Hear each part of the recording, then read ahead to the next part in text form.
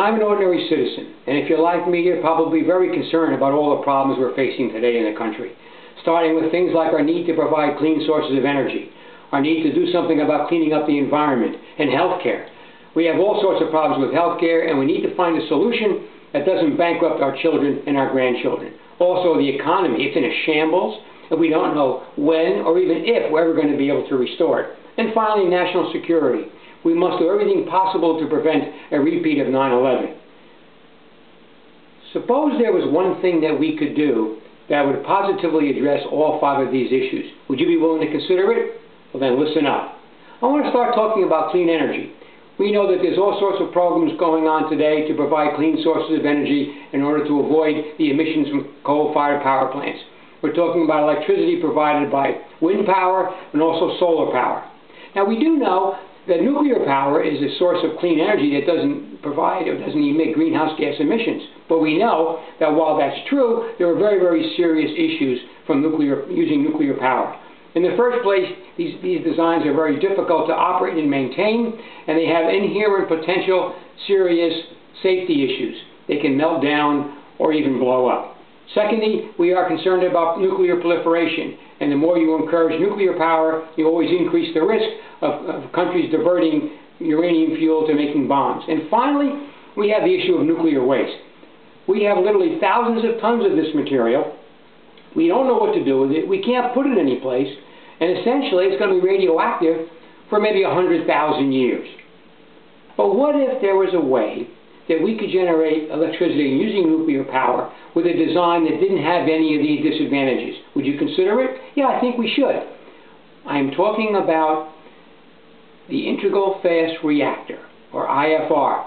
Back in the 1980s, the Department of Energy tasked the Argonne National Laboratory and directed them to look into this whole issue of nuclear power to see whether there was a way that we could generate electricity with this method that wouldn't result in any of these disadvantages. Well, after several years of working, the Argonne actually succeeded beyond their wildest dreams. This IFR design has tremendous advantages and none of the disadvantages. For example, it is inherently safe. This design is unique in that in the event of a loss of cooling, which is what affected 3 Mile Island, or a loss of load, which affected Chernobyl, the plant automatically shuts itself down without even any human intervention. It is based on the design. Secondly, because it uses a mixed fuel containing highly radioactive byproducts, it cannot be used as a bomb. And thirdly, and most importantly, it uses as a fuel the very waste that is sitting around causing the problems today. And you might say, well, how is that possible if this is waste?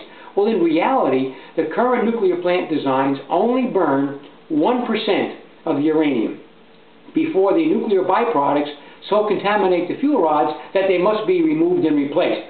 So essentially, 99% of the available energy is still sitting in this waste.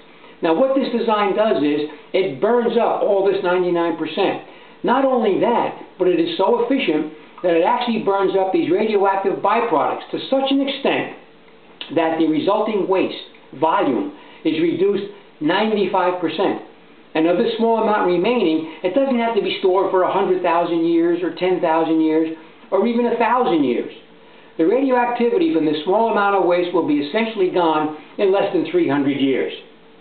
And you say, well, gee, that's a great idea. Why hasn't that been done? Well, in 1994, when Congress was about ready to approve funding in order to build a full-scale IFR plant because all the development work had proved successful, the project was killed and the funding was removed. At that time, the scientists and physicists who were working on this project were also forbidden from even talking about it in public. Well, that was then, and this is now. I'm a chemist by degree, and I've worked for many years in environmental enforcement, and prior to that, I worked in production management for 2 large chemical companies.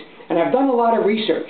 I first found out about this whole project in an article that appeared in the December 2005 Scientific American magazine. And this article was written by 3 physicists from Argonne who actually worked on this project.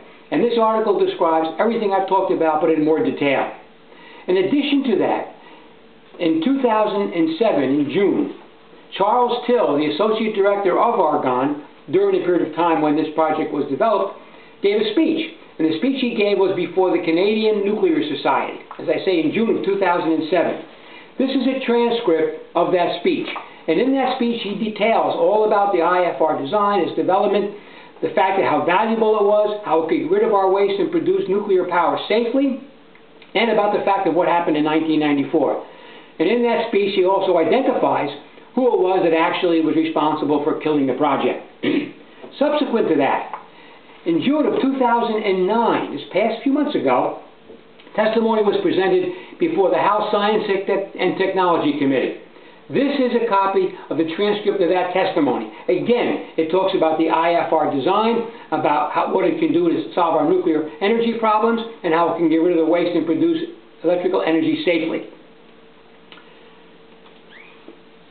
2008, Joseph Schuster published this book called Beyond Fossil Fuels. It's a book about the IFR design, the history of it. He covers all sorts of subjects about the problems with energy of all forms, the economics, the problems with importing oil, and what we can do to become energy independent in less than 40 years. I highly recommend that book. I also have another book here, which was written by Tom Blees, called Prescription for the Planet. Although it's on the same subject, he covers some other aspects of the project problem that are not covered in the first book. I highly recommend both of these books. And I might add that this book, Beyond Fossil Fuels, was delivered to each member of Congress, both the House and the Senate. They all have copies of this book. I mentioned before about solving all 5 problems that I mentioned earlier in the beginning. What if we were able to actually replace our coal-fired power plants with IFR design nuclear plants? What would happen? Well, first of all, we would, as we did this, we would reduce or eliminate, eventually, 40% of the greenhouse gas emissions coming from these coal-fired power plants. But that's not all. We would also eliminate the emissions, which include thousands of tons of mercury and other pollutants, which are causing health hazards in this country. It is estimated that about 50,000 people each year die as a result of the emissions from these coal-fired power plants. So if we did this, it would begin to affect health positively without any expenditures of dollars. In addition to this, there is enough energy existing in the existing stock of waste right now that we could provide all of our electrical needs in this country for hundreds of years, and that includes even growth in the future. So we essentially have an unlimited supply of electricity available. Now, what would this do?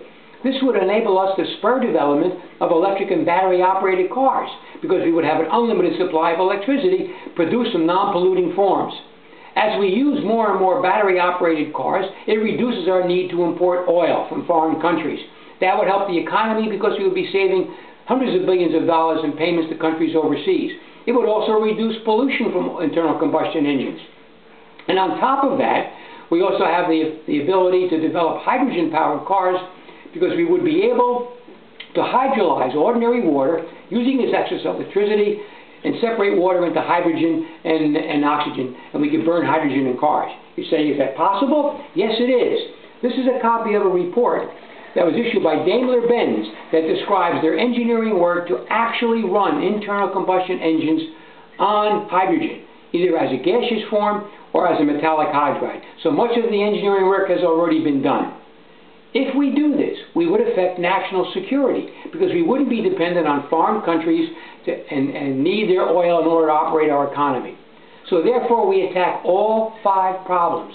All we have to do is to engage in a concerted effort to replace our coal-fired power plants with the IFR design power plants. Now, Congress, you have the information. It's about time for you to get off your duffs and stop worrying about just your own district and getting reelected, and start doing these things for the entire country to benefit all of us.